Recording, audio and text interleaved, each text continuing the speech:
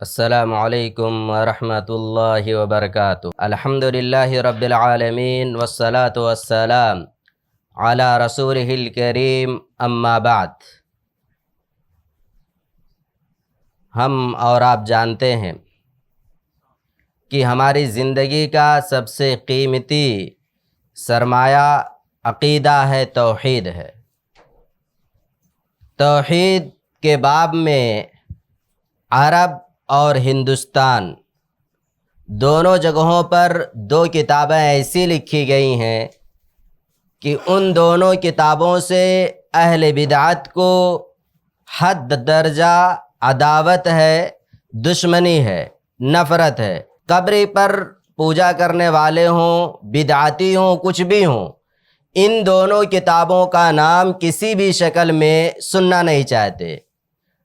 کون کون سی کتاب ہے؟ ہندوستان میں شاہ اسماعیل رحمۃ اللہ علیہ کی لکھی ہوئی کتاب تقویۃ الایمان ہے، اور عرب میں لکھی ہوئی کتاب شیخ الاسلام محمد بن عبد الوہاب کی کتاب کتاب التوحید ہے۔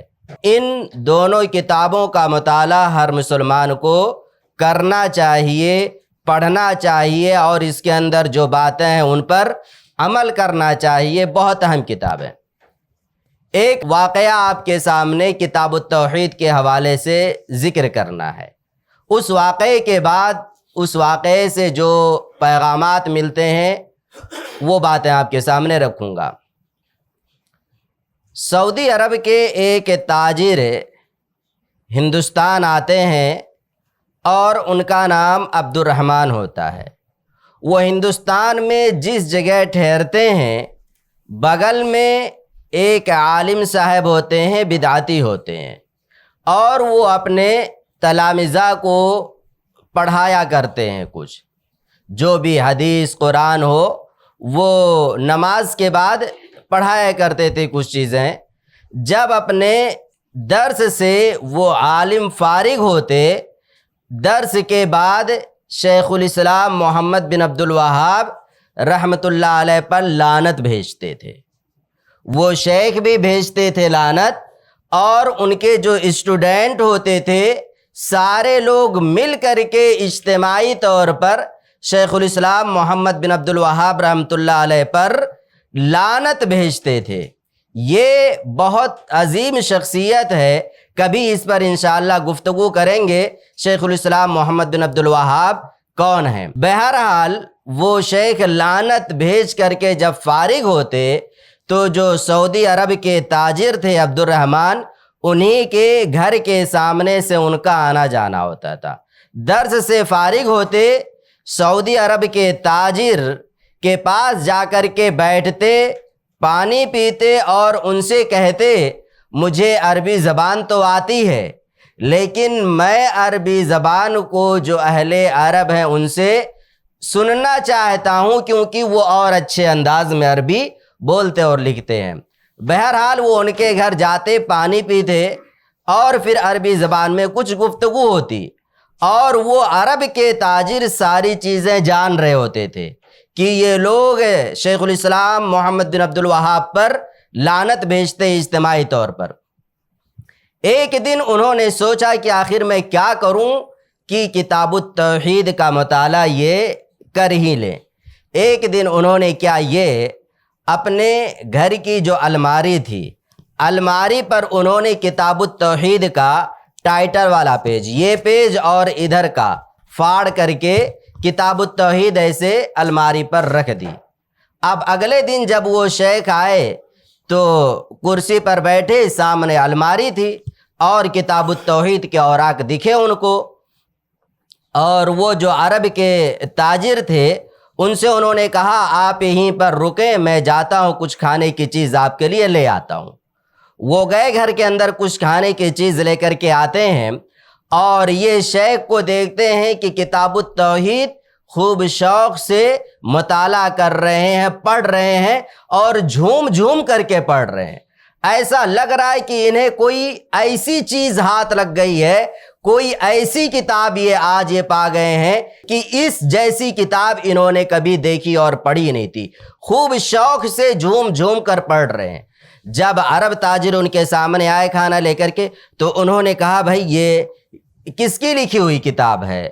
یعنی آپ دیکھیں یہ کہ صرف ایک واویلا لوگوں کے درمیان مچا دیا گیا ہے کہ محمد بن عبد الوہاب کی کتاب کتاب التوحید کا مطالعہ مت کرو ورنہ گمراہ ہو جاؤ گے۔ وہ شیخ بھی کتاب التوحید کو پڑھے ہوئے نہیں تھے، صرف نام سے ہی ان پر لعنت بھیجا کرتے تھے۔ تو انہوں نے کہا کہ میں بھی نہیں جانتا ہوں کہ یہ کس کی لکھی ہوئی کتاب ہے، حالانکہ انہیں سب کچھ معلوم ہے کہ محمد بن عبد الوہاب کی لکھی ہوئی کتاب ہے۔ اور اسی طریقے سے وہ ایک شیخ کو اور جانتے تھے، عرب تاجر، اور ان کے پاس بھی اچھا خاصا علم تھا، لائبریری بھی تھی۔ انہوں نے کہا ایسا کرتے ہیں فلاں جگہ پر ایک عالم صاحب ہیں، شیخ ہیں، اور ان کے پاس لائبریری بھی ہے، آؤ چلو ہم دونوں ان کے پاس چلتے ہیں اور ان سے پوچھ لیتے ہیں کہ یہ کس کی لکھی ہوئی کتاب ہے۔ اب یہ عرب تاجر اور یہ عالم جو شیخ الاسلام پر لعنت بھیجا کرتے تھے، دونوں لوگ اس عالم کے پاس گئے اور انہوں نے اوراق رکھے اپنے سامنے۔ اچھا، اس سے پہلے یہ بدعتی جو عالم تھے انہوں نے کہا تھا، عرب تاجر تھے، کہ بھائی یہ اس کتاب کے اندر جو باتیں ہیں، اور صحیح بخاری میں ایک چیپٹر کتاب التوحید کے نام سے ہے، اس کے اندر جو باتیں ہیں، جو طریقہ ہے امام بخاری کا، سیم طریقہ اس کتاب کے اندر بھی اپنایا گیا ہے۔ یعنی امام بخاری پہلے ایک عنوان قائم کرتے ہیں، باب، پھر اس کے بعد قرآنی آیات حدیثیں ذکر کرتے ہیں، اور اس عالم نے بھی ایسا کیا۔ آخر یہ عالم ہے کون؟ بہرحال اتنی باتیں ادھر ہو جاتی ہیں۔ جب شیخ کے پاس وہاں جاتے ہیں تو انہوں نے کچھ اوراق کتاب التوحید کے منگوائے اپنے گھر میں سے، اور پھر انہوں نے میچ کر کے بتایا تو کہا یہ تو شیخ الاسلام محمد بن عبد الوہاب کی لکھی ہوئی کتاب ہے۔ اب یہ بدعتی جو عالم تھے اور غصہ ہو گئے، ایک دم سے ایک خوب تیز غصہ ہوئے اور وہیں پر گالی لعنت اسٹارٹ کر دیے وہیں پر دینا۔ لیکن وہ دونوں عرب کیا کہتے ہیں، وہ عرب شخص ایک اور ایک عالم صاحب خاموش رہے۔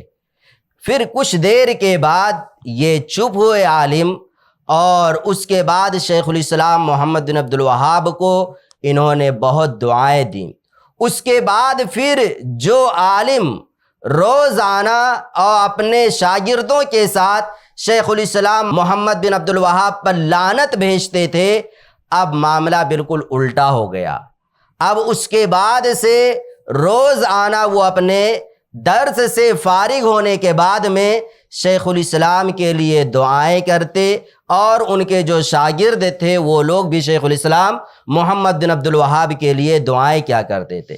اس واقعے کو ذکر کرنے کا مقصد یہ ہے کہ افواہوں پر ہمیں کبھی بھی دھیان نہیں دینا چاہیے کہ اس عالم کی کتاب مت پڑھو، اس عالم کی کتاب مت پڑھو۔ بھائی ایک بار مطالعہ کر کے دیکھو۔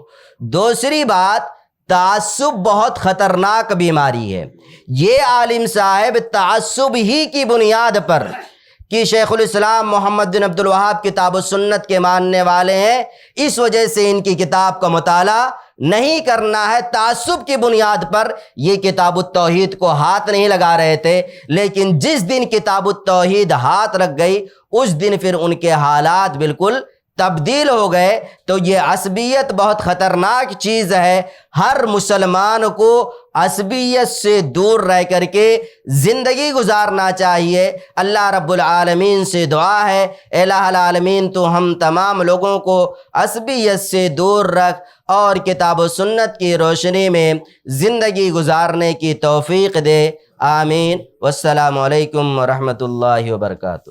ایسے ہی فائدہ مند اسلامک ویڈیوز دیکھنے اور منہج سلف پر کتاب و سنت کی تعلیمات کو عام کرنے میں ہمارا تعاون کریں، تاکہ آپ کے لیے ذریعہ نجات، جنت کے حصول کا سبب، ساتھ ہی مال میں برکت و اضافے کا ذریعہ بھی بنے، آمین۔ جزاک اللہ خیرن۔